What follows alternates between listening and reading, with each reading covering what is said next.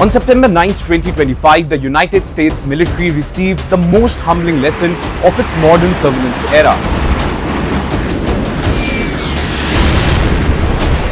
Not from a peer adversary like China or Russia, but from its closest Middle Eastern ally.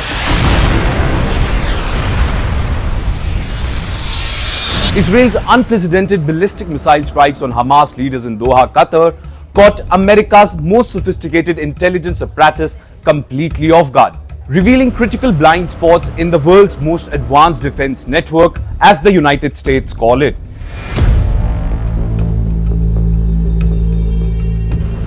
US Air Force Lieutenant General Derek France delivered a speech which confirmed how Israel fooled their most trusted ally, or what we can call as failure of US surveillance capabilities. This strike that Israel did against the Hamas targets in Doha was something that we had no indications and warnings of. Because our surveillance and all our attention was not put on it, it wasn't something that we expected. The Israeli operation represented a quantum leap in long-range precision warfare. 15 Israeli fighter jets, including 8 F-15s and 4 F-35s, launched 10 air-launched ballistic missiles from positions over the Red Sea, sending their payloads through space in a west-to-east trajectory that completely bypassed conventional air defense capabilities. France's candid assessment revealed the fundamental flaws in American threat perception. The Israeli strikes exploited direction bias perfectly, approaching from the west when all American and Qatari defense attention was oriented towards northern threats from Iran or southern dangers from Yemen's Houthis.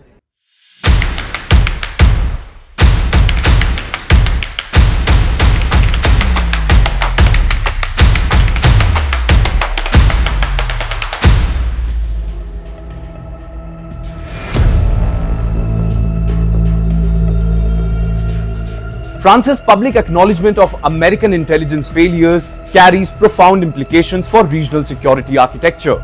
In fact, this admission reveals that America's wanted global missile detection capabilities, while capable of identifying ballistic missile launches worldwide, struggled with mid-course tracking during the post-boost phase at very high altitudes. The absent commander's analysis highlighted two critical lessons. Firstly, the importance of indication and warnings and having the right systems, whether that's space-based, air-based, non-traditional, to understand whose attacks as they are happening. And second, and perhaps the most important, the need for enhanced communication and coordination with Gulf partners. Well, his emphasis on non-traditional warning systems suggests something very different. Recognition that conventional threat assessment frameworks proved inadequate against Israel's innovation.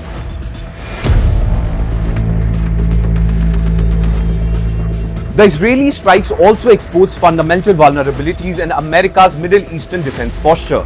Despite hosting thousands of personnel at Al Udeid Air Base and operating sophisticated sensing capabilities throughout the region, US forces were caught completely unprepared by an attack by their closest regional partner. This intelligence failure occurred not due to technological limitations, but because of directional assumption about threat origins. While Qatar operates both US-supplied Patriot systems and maintains advanced fighter aircraft including Rafale, Typhoons and the F-15QAs, none proved effective against Israel's space-based missile approach. Well, only a thermal high-altitude area defense system or THAAD system could potentially have intercepted the Israeli missiles. But at present, Qatar has not deployed such capabilities.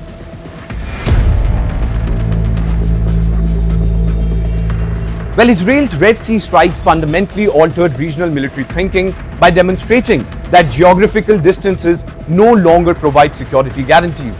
As Lieutenant General France's admission demonstrates, America's intelligence community must grapple with the reality that even its closest allies can execute operations that completely bypasses their sophisticated warning systems. Israel's Red Sea strikes didn't just target Hamas leaders in Doha, it targeted fundamental assumptions about predictability of threat patterns and also, most importantly, the reliability of conventional defense architecture.